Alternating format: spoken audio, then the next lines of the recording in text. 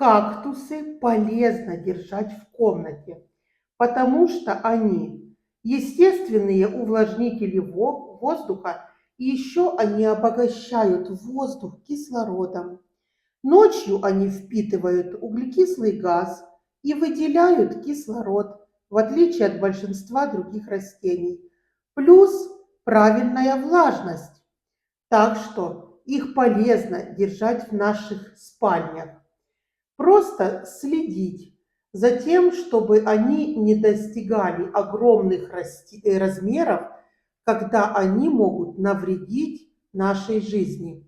У моей коллеги, санитарочки, был почти двухметровый огромный кактус в спальне. Они его держали, потому что знали, что он очень полезен.